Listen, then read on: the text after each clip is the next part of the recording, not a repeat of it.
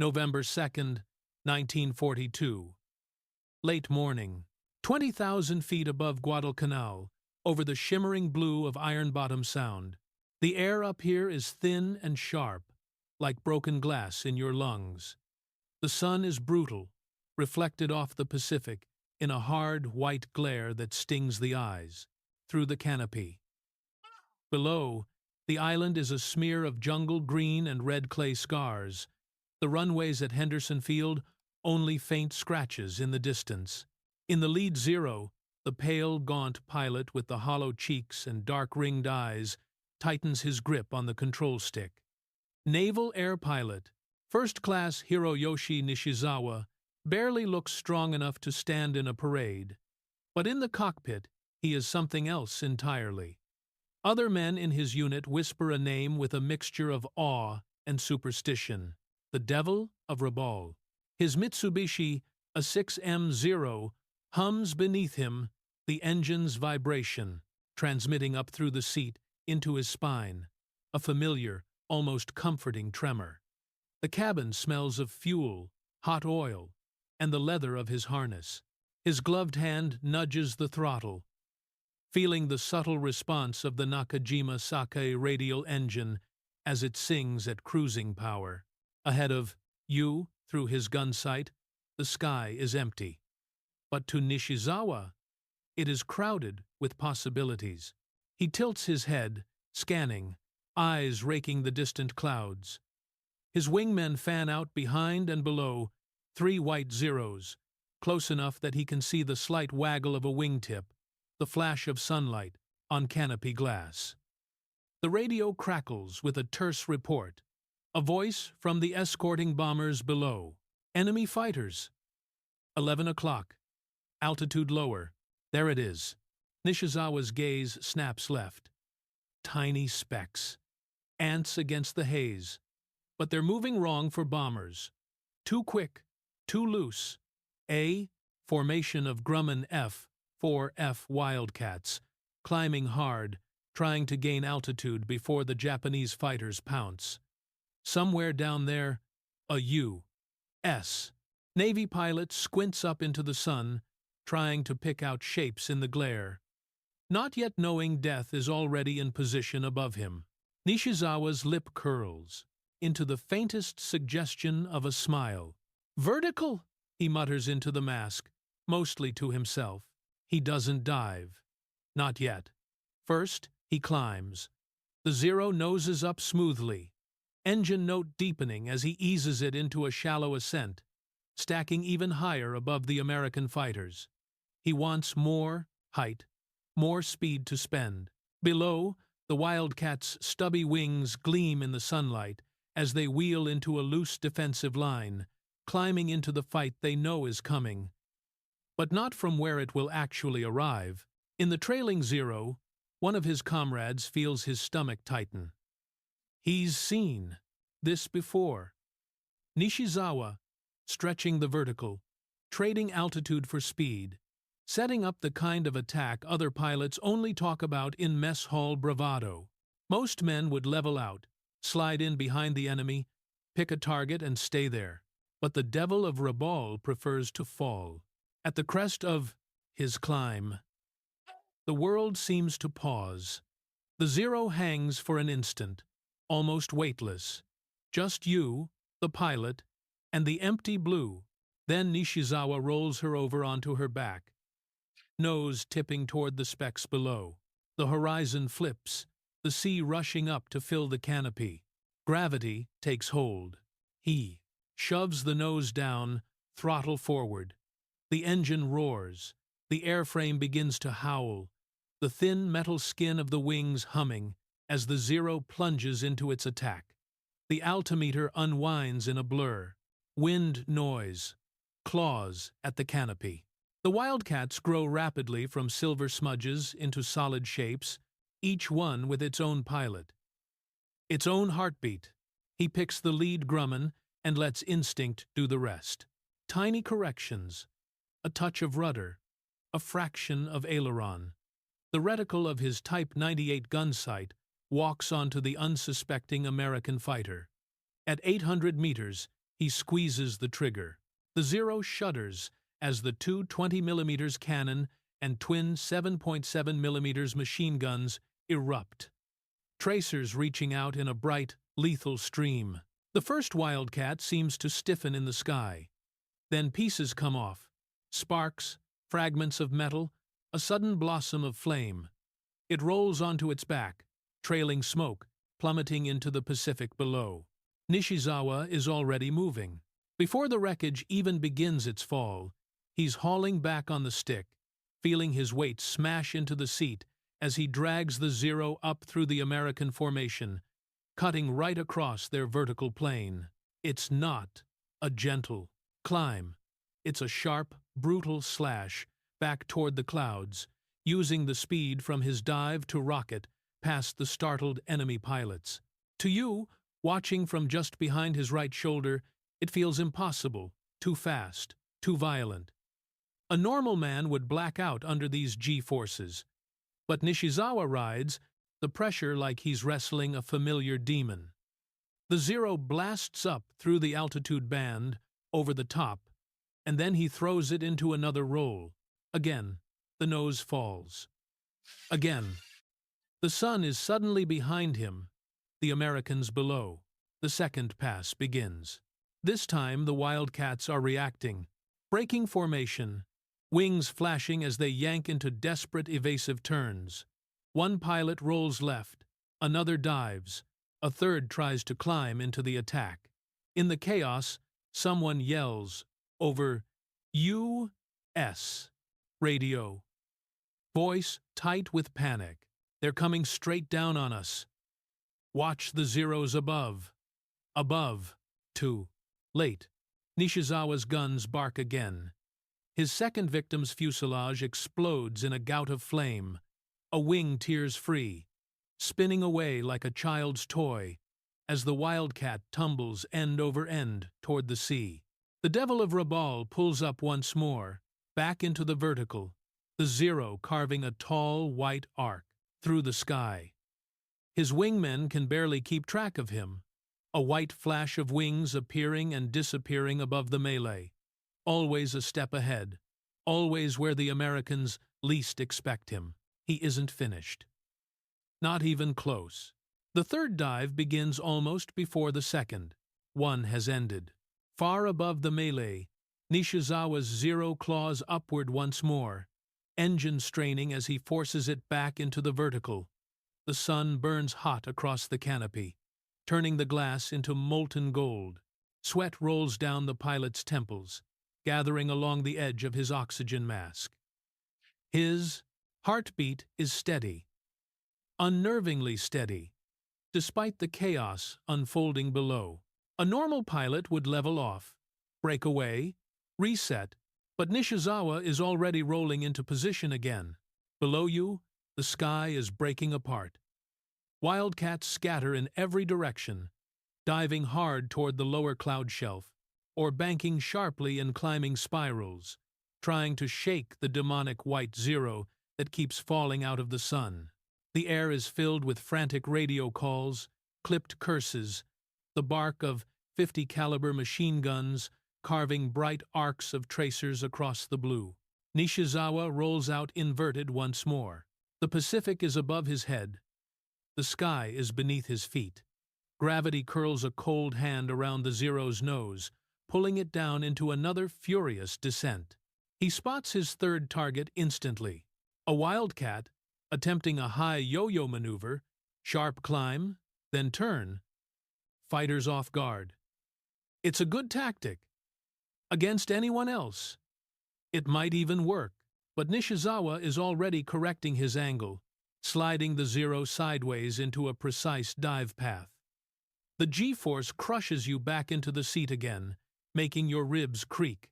The airframe begins to scream from the plies. Pressure. Metal skin rippling, like an animal's fur bristling before the strike. At 600 meters, the reticle centers on the Grumman's engine, cowling. He breathes out slowly, squeezes the trigger. Twin cannon shells march across the space between them, ripping into the Wildcat's right wing. The American fighter jerks violently, its turn collapsing into a disastrous skid. Fuel ignites in an orange bloom. For a moment, the Wildcat hangs there, burning, tumbling, helpless, before spinning downward in widening spirals that leave black trails across the morning sky. 3 passes, 3 kills. But he's not finished with the Americans below. The survivors, maybe half a dozen now, are scrambling into a defensive Lufberry circle, wingtip to wingtip, nose inward, guns outward, trying to form a rotating curtain of fire. It's the maneuver pilots use when everything else has failed. A desperate last line against an enemy they can't outclimb or outturn. Nishizawa cuts upward again, pushing the Zero so hard that the edges of his vision pulse with darkness. Just as the black fog threatens to swallow him, he levels out. The world snaps back into focus. His wingmen are finally catching up now, streaking below him like silver arrows. Through his canopy he sees one of them, Petty Officer Yamagishi, banking sharply to chase a Wildcat, diving for the safety of the cloud layer. Another Zero draws tight circles beneath him, keeping pressure on the Americans. But the Devil of Rabaul has already fixed his eyes on his 4th victim. One Wildcat is climbing, too aggressively, too quickly, trying to meet him head-on. A fatal mistake. Nishizawa tips the Zero over and drops directly into the oncoming fighter's path. The American pilot fires first, long streams of tracers flashing past the Zero's wings, but he's firing blind, firing scared. Nishizawa adjusts his dive with a movement so slight you barely feel the stick shift beneath his hand. A second later, he fires. The Wildcat's canopy bursts, shattering into a plume of glass crystals that glitter in the sunlight before vanishing. The fighter drops nose first, spiraling like a falling leaf, until the sea finally swallows it. 4. The radio is almost unintelligible now, Japanese voices shouting warnings, American voices shouting for help. You can almost feel the tension on both frequencies, 2 groups of pilots fighting for their lives in the thin air above the Pacific. And still, Nishizawa climbs. Still, he rises for the next blow. For a moment, the sky seems to hold its breath. Up here, at the top of his climb, the Zero hangs weightless once again. Engine straining, propeller biting at the thin, cold air. Below, the battle rotates in a wild, smoking spiral. Black smudges mark the places where fighters have already gone down. Tiny glints of metal catch the sun, where another plane turns too sharply. Another descends too steeply. Another tries, hopelessly, to escape the vertical slash of the pilot above them. But the man in the cockpit isn't admiring the view. He's hunting. Nishizawa's eyes sweep the chaos beneath him, sharp and focused despite the fatigue building in his arms and legs. He has been pulling violent G's for nearly 3 minutes straight. Any normal pilot's muscles would be screaming, vision tunneling to black. But for him, the strain is fuel. His world has narrowed to the shape of a gun sight, and now he sees it. Number 5. A lone Wildcat is trying to break away westward, trading altitude for sheer speed in a shallow dive. It's the last option for a pilot who knows the circle is collapsing, who knows the rising sun behind him is hiding a demon with white wings. Nishizawa flicks the Zero's nose slightly to port, pushes the throttle until the engine's roar turns metallic. Then he rolls inverted and drops. The dive isn't smooth this time. It's vicious. The Zero slams downward, the air compressing against its nose like a physical barrier. The canopy rattles. The wings tremble. Every rivet screams in protest. You hear it in your headset, the metallic howl of a machine being pushed beyond reason.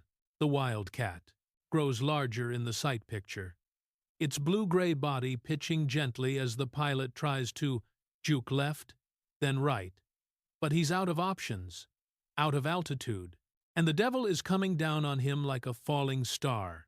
500 meters, 300, 100. Nishizawa holds fire. Holds, now. He squeezes the trigger. The Zero bucks as cannon shells rip through the air. You see them impact the Grumman's fuselage in a line, tail, cockpit, engine, walking across the fighter in 3 clean steps. Flame bursts from the cowl instantly. The Wildcat rolls hard, trailing fire like a comet before pitching nose down into a final, tearing dive. Its pilot never has time to jump. 5 down. In less than the time it takes most pilots to complete a single turning engagement. But the moment the kill is sealed, a new threat erupts from behind. Tracers snap past the Zero's right, wing like fiery dewdrops. A burst of 50 caliber rounds slices into the slipstream, inches from the canopy, the sound like tearing canvas mixed with thunder. A surviving Wildcat, one of the few left, is diving on him from above and behind, using the exact same tactic Nishizawa himself had employed. For the first time in minutes, you feel a pulse of danger in the cockpit, a pulse of something close to vulnerability. Nishizawa jerks the Zero into a hard brake turn, the world smearing sideways. The G-force slams into his muscles like a hammer, threatening to rip his consciousness away. The horizon cartwheels, sea, sky, while tracers burn past the canopy in blinding streaks. The Wildcat commits to the chase. The American pilot is good, very good, and he has the advantage now. Another burst flashes past the Zero's tail. Another, closer. Nishizawa's jaw clenches beneath the oxygen mask. His fingers tighten on the stick. His eyes narrow, calculating something you can't yet see. He isn't running. He isn't panicking. He's positioning. Up ahead, the sun hangs low, white and merciless. Nishizawa banks a little steeper toward it, pulling the American gradually into the Munder's glare. The Wildcat continues firing, but the angle is shifting, slowly, subtly, turning the attacker's vision into a wall of blinding light. Nishizawa rides the Zero right into that brightness, letting the sun swallow them both. Then, he snaps the Zero upward in a sudden, impossible climb. You feel the seat punch into your spine. The world dims. Your vision tunnels. The Wildcat overshoots by inches. And for a split second, the American is dead center in the Devil's gun sight. The gun sight settles over the Wildcat for less than a heartbeat. But that is all Hiroyoshi Nishizawa ever needs. The American pilot realizes the mistake an instant too late.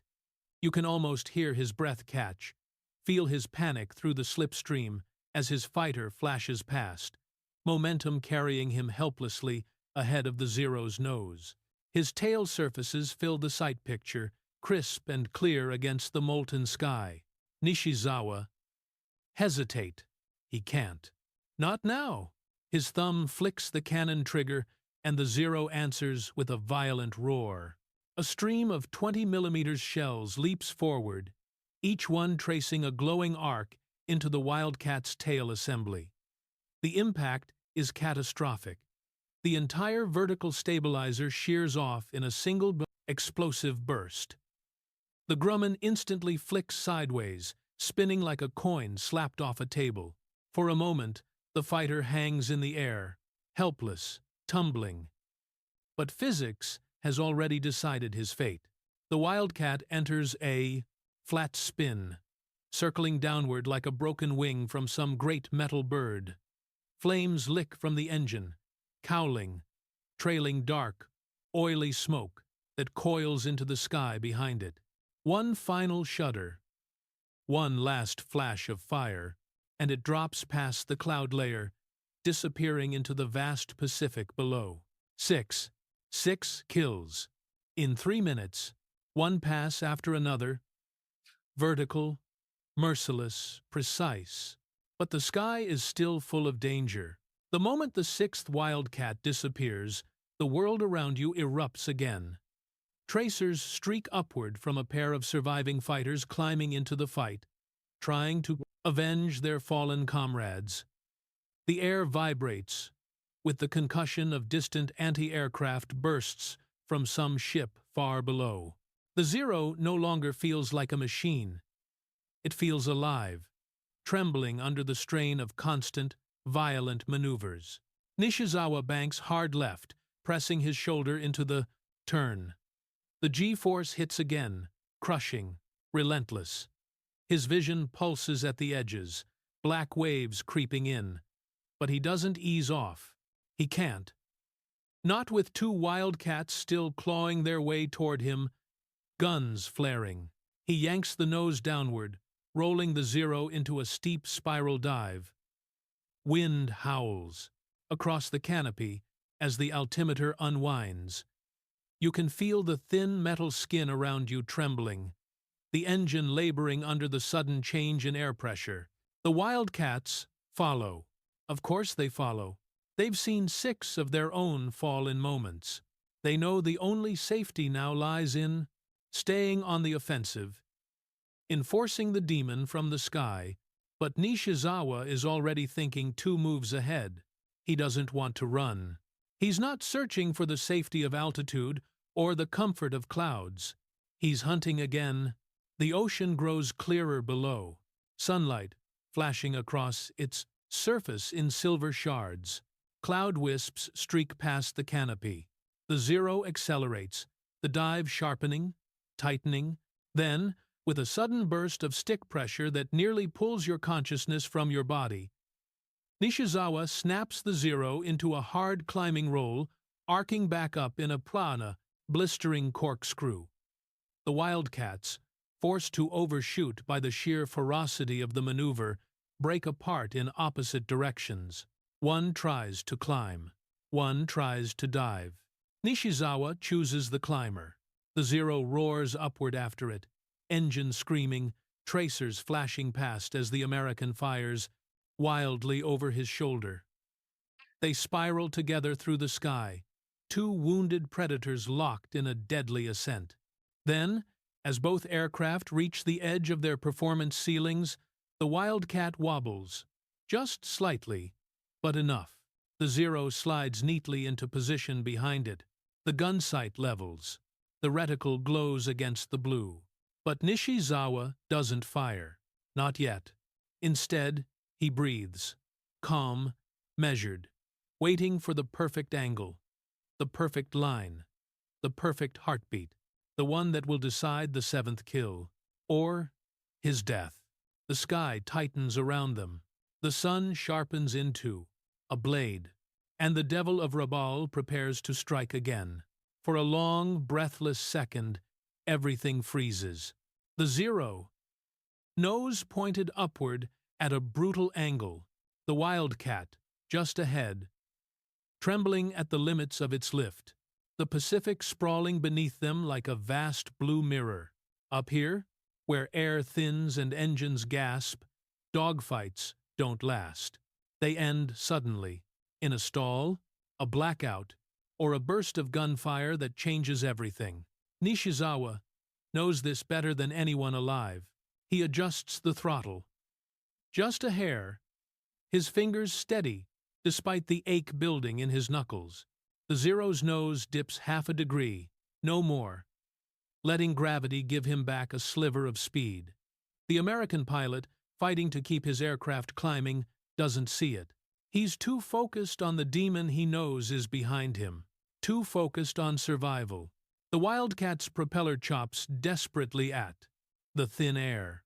You can almost feel the shudder of its overworked engine, hear the ragged sputter as it reaches the ceiling of its climb. Its nose wobbles, once, twice, like a boxer about to collapse. A whisper over the radio. One of Nishizawa's wingmen trying to warn him of the second Wildcat still, diving somewhere below, crackles and dies in static. But Nishizawa isn't listening. he can't. Everything narrows to the wobbling silhouette ahead. The moment comes like a heartbeat. A tiny break in the Wildcat's turn, a slight drift in its nose, a shadow crossing its canopy. To any other pilot, it means nothing. To Nishizawa, it's the opening. He fires. The Zero's cannons erupt in violent recoil. The cockpit flashes with light. Shells burst across the Wildcat's fuselage, walking up its spine toward the engine. The American fighter shudders once, then a panel blows free in a spray of metal. Flames lick from the cowl.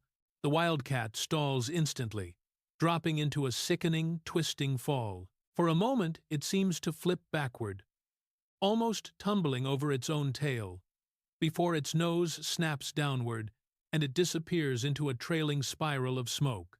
7. But there is no time to savor the victory. No time to breathe, because the second Wildcat, the one that dove away earlier, is climbing back up toward him at full speed. You hear the warning before you see the threat. A sharp, angry whip-crack of rounds passing too close. Then tracers streak past the left side of the canopy. Fiery lines cutting through the sky like angry red signatures. The American is coming in fast, too fast, pushing his machine far past its comfort zone, engine screaming in protest. He's desperate. Desperate enough to follow the Devil of Rabaul into a vertical fight. Desperate enough to risk ripping his wings off if it means scoring a kill. Nishizawa rolls the Zero right, but the tracers follow. He drops into a spiral, but the Wildcat stays glued behind him, shadowing the turn. This one is good. Very good. And unlike the others, he's not intimidated by the legend above him. The Zero's frame rattles violently as Nishizawa shoves the throttle forward, diving back toward thicker air. Pressure slams into your chest. The sky distorts, bending around the canopy. Wind noise sharpens into a scream. The Wildcat stays on him. Closer, closer. More tracers slash upward. A burst catches the right wingtip, sparks flying. Another chews along the fuselage. The Zero shivers under the impact. Instruments jitter. A thin line of smoke trails from a panel near the cowling, but Nishizawa's hands move with calm precision. He levels the dive, eases left, letting the American settle into the groove behind him, letting him believe he has the advantage. Then, without warning, he pulls up, hard. The Zero snaps upward in a brutal high G climb. Your stomach slams downward. Your vision grays at the edges. 1 heartbeat, 2, 3. The Wildcat overshoots, forced upward past him, unable to match the Zero's sudden pitch. Nishizawa rolls inverted again, the move that has already killed 6 men today, and drops, straight down the Wildcat's tail. The American pilot sees him just for a moment. A flash of white wings, the rising sun roundel, the sharp, predatory angle of a Zero, diving straight toward him. He, Banks, left in panic, but there is nowhere to go. Nishizawa's guns roar. 20mm shells stitch across the Wildcat's left wing, punching holes clean through the metal. Another burst hits the fuselage. Smoke fills the air. The American fighter rolls violently, out of control, and vanishes into the clouds below. That makes 8. But this fight, this moment, is far from over. Because something else is climbing toward them now. Something bigger. Something Nishizawa did not expect. The sky grows darker. Not from clouds, but from shapes. Large shapes. Too large to be fighters. As Nishizawa levels out from his dive, breath steadying, vision clearing, he sees them. At first, they look like drifting shadows against the sun, broad-winged silhouettes emerging through the glare. Then the light shifts just enough, and the truth becomes unmistakable. 4-engine, Bombers. Climbing in formation. U.S. Army Air Force's heavy hitters. B-17. Flying fortresses. They're coming fast, pushing eastward, toward the Japanese shipping lanes. And they're heading directly for him. The radio crackles with urgent Japanese voices. His wingmen see them too. One pilot calls out the altitudes. Another shouts for regrouping. The tone is different now. In Tonnet 11 Salve, this isn't a skirmish. This is a threat to the entire base at Rabaul. Nishizawa nudges the Zero into a slow climb, angling upward to intercept. The Wildcats have vanished. Those who survived dove for the safety of cloud cover or open sea. But the bombers, they are not running. They are not maneuvering. They are coming on steadily, confidently, like armored giants marching straight into battle. The flying fortress is no ordinary enemy. It flies high. It flies steady. It bristles with guns, more than a dozen 50-caliber machine guns covering every angle of the sky. A single Zero is fast and nimble, yes, but a B-17 is a fortress for a reason. Most fighter pilots avoid attacking them head-on. Most pilots prefer safer angles, rear quarter, belly attacks, diving slashes aimed at blind spots. But the Devil of Rabaul does not fly like most pilots.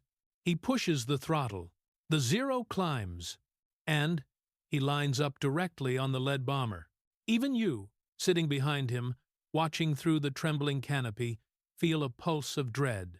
The American formation looks alive, bristling, each gunner adjusting his turret as the Japanese fighter approaches. Sunlight flashes across glass blisters and steel barrels. Men inside the bomber cock weapons slam fresh belts into receivers, call out firing arcs. They see him coming, and they welcome him with fire. The sky lights up in a web of tracers. Red, white, yellow. Dozens, scores of rounds streak toward the rising Zero. Nishizawa jinks right, then left. Just a hair, just enough. Bullets whip past the canopy. Flashing so close, you feel the air shift with their passage. One smashes into the port wing root, metal clangs like a struck bell. Another zips across the canopy frame. Still, he climbs. Still, he presses forward. He aims not at the fuselage, but at the bomber's heart. The cockpit. It is the hardest shot in aerial combat. The deadliest. The one that requires a pilot to look straight down the throats of 6 heavy machine guns and fire through them. Most pilots never try it. Nishizawa has done it before. He steadies his breathing. His thumb rests on the cannon trigger. The reticle slides up the bomber's nose. Closer, closer, closer. At 200 meters, the bomber unleashes a new barrage. Tracer fire fills the sky like burning hail. The entire nose turret spits flame. Side gunners pepper the air with crossfire. But the Zero keeps coming. A voice screams through the American intercom. He's coming straight in. Straight in! Stop him! Nishizawa squeezes the trigger. The Zero bucks under recoil, 20mm cannons roaring like thunder. Explosive rounds smash into the B-17's nose. Glass shatters. Metal bursts. A turret rips free in a plume of smoke and debris. Flames burst from the cockpit. The bomber lurches upward, engines coughing, wings sagging as symmetric. Lift dies. It has been gutted in one brutal pass. A heavy bomber, killed by a single fighter, diving straight into its guns. But the victory comes with a price. A burst of 50-caliber fire tears across the Zero's fuselage, stitching metal, punching holes clean through the skin. One round smashes into the instrument panel. Sparks flash across the cockpit. Another hits the right aileron, making the control stick chatter in Nishizawa's grip. Smoke trails from the Zero. The nose vibrates violently. Throttle response drops. He has seconds, maybe less, before the engine loses power entirely. And 3 more bombers are still coming, black silhouettes filling the sun. He banks hard, diving for space, for air. The wounded Zero shudders as he pulls out of the climb. Behind him, the burning B-17 finally gives up its last fight and falls, a massive, flaming Titan, tumbling into the sea. The surviving fortresses tighten formation. Their guns shift. They angle to finish the lone Japanese fighter, now bleeding smoke in front of them. The giant machines bear down on him, relentless, implacable, and Nishizawa knows. His Zero cannot survive another head-on. Run. But retreat is not in his nature. And the bombers are still heading toward Rabaul. Smoke pours from the Zero's engine, cowling, thin at first, then thickening into a dark ribbon that trails across the morning sky. The wounded machine trembles beneath Nishizawa's hands. Every vibration feels wrong. Every throttle adjustment met with a cough or a sputter. The Sakai engine is dying. The question is not if, but when. Below him, Rabaul lies invisible, behind distant cloud layers. Ahead of him, 3 flying fortresses marching forward with grim determination. They do not waver. They do not slow. Even after watching their lead ship fall burning into the Pacific, the remaining bombers hold formation with iron discipline. Their wings gleam gold in the sun. Engines thundering. They are flying into the valley of death, and they do not care. And somewhere inside Nishizawa, something stirs. Not fear, not anger. Something sharper. Something colder. Resolve. Duty. The understanding that if these giants break through, they will rain destruction onto every hangar, every ship, every mechanic, every man stationed at Rabaul. Retreat is impossible. Survival is irrelevant. He levels out, turning back toward the bombers. The Zero shudders, as though begging him to reconsider. But the Devil of Rabaul does not negotiate with fate. He banks toward the rising sun, climbing gently, gingerly, nursing what little power the crippled engine still offers. The airframe groans in protest. Ailerons flutter. Oil specks dot the canopy. But the climb continues. 200 feet, 500, 1,000. Just enough altitude for one last dive. The bombers grow larger beneath him, their formation tightening. Sunlight flashes along the barrels of their tents. Machine guns as they track him. Patient, confident, knowing the kill will come to them soon enough. Nishizawa steadies his breathing. His gloves tighten around the stick. He whispers, not into the radio, but into the cockpit itself, into the bones of the Zero. Just a little more. Then, he's self, rolls inverted. The world flips. Sea becomes sky. Sky becomes sea. The Zero hangs on the edge of gravity, trembling, bleeding smoke, and then he dives. It is not the clean, vicious dive of earlier. This one is ragged, rough, the Zero bucking as the wounded engine howls. The nose shakes, violently. The wings flutter. Control surfaces scream against the air, but Nishizawa forces it straight, forces the dive to sharpen, forces the Zero into one more vertical slash. The nearest B-17 opens fire immediately. Its chin turret spits flame. Side gunners unleash torrents of 50 caliber rounds. The sky erupts into a cyclone of red tracers, a wall of fire, a curtain of death. Rounds tear past the canopy. You hear the ripping metallic shriek as bullets smash into the fuselage. One punches straight through the starboard wing. Another ricochets off the engine mount. Another shatters a panel beneath his feet. But the dive continues. Closer, closer, closer. Nishizawa squeezes the trigger. cannons roar. A burst of explosive shells slams into the B-17's left wing root. Metal blossoms outward. Fuel ignites.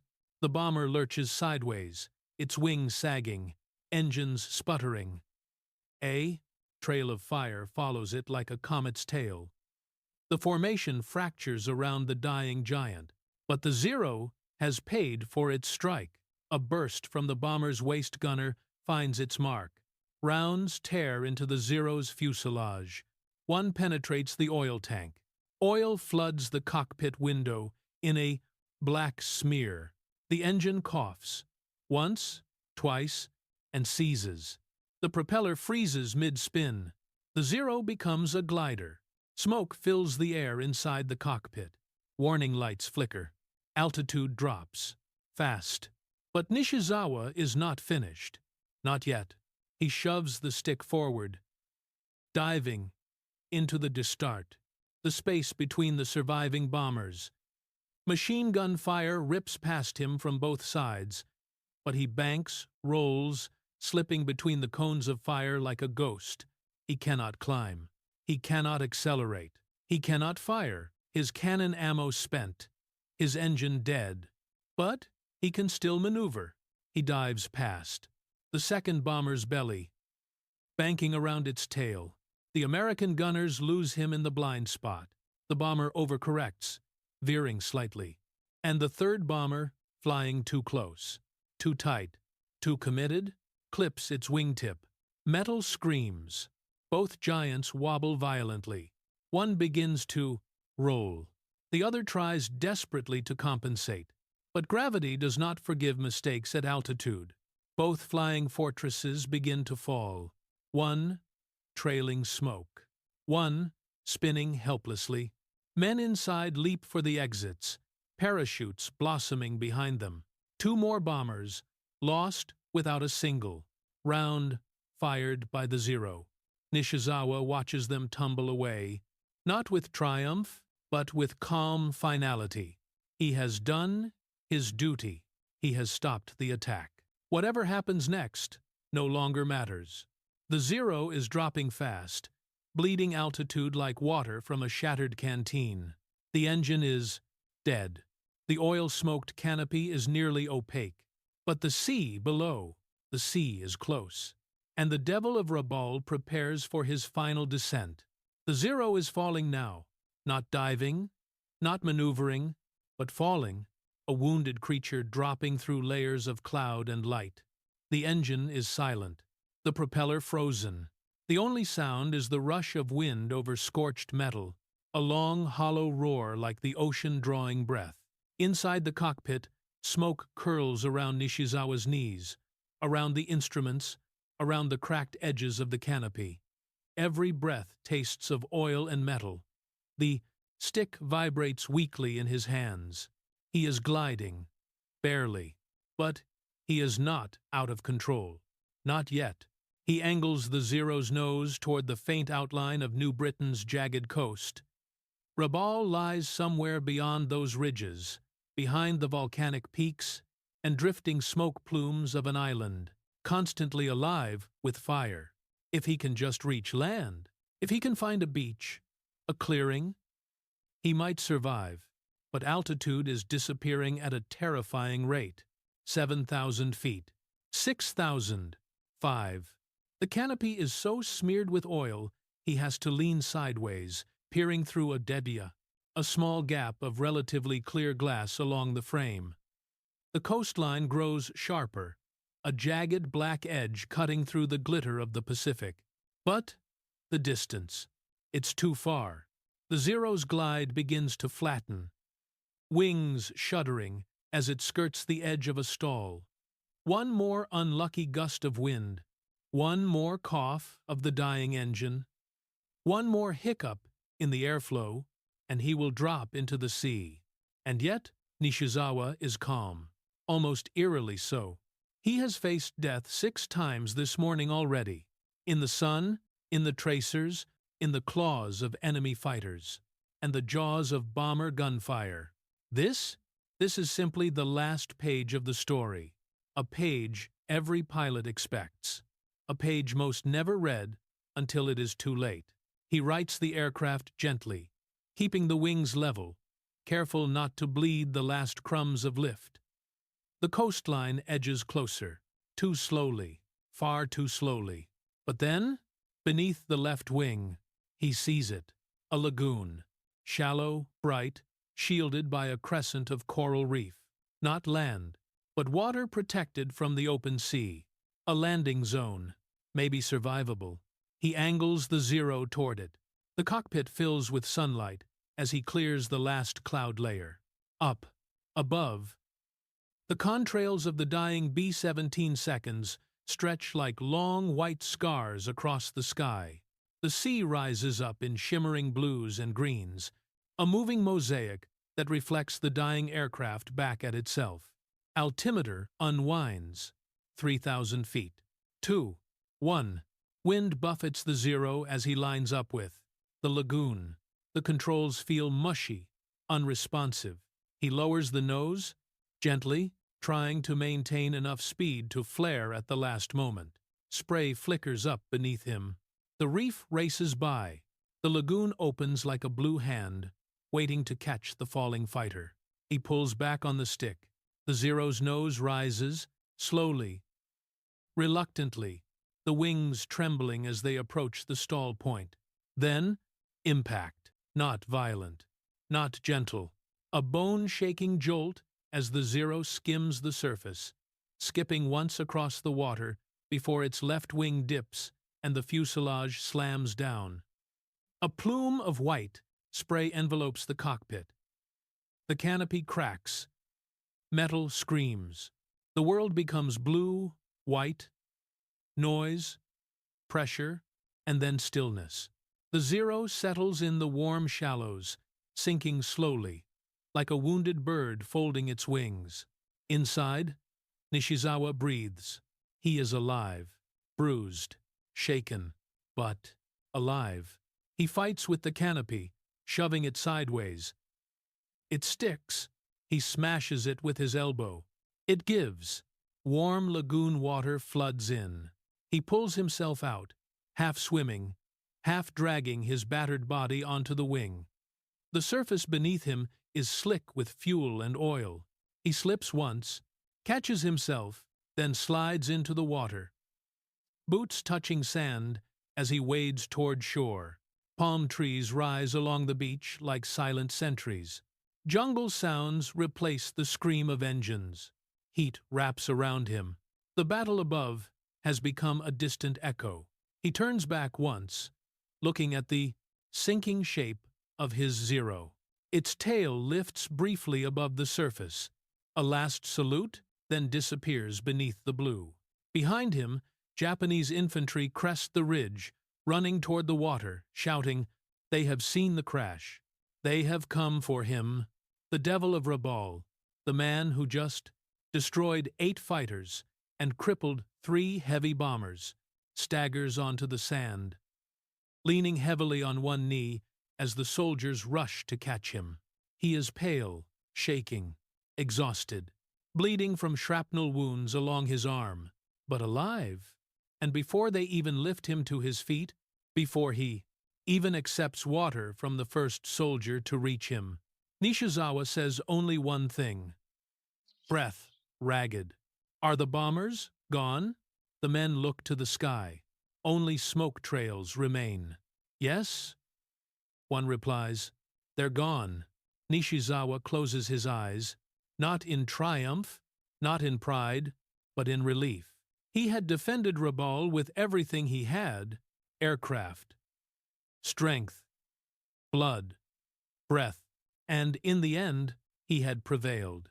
But this day, this sky, this battle, would follow him for the rest of his short life. And the legend would grow. The man who shot down 6 planes in one pass.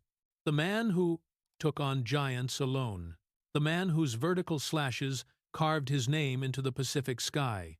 The Devil of Rabaul.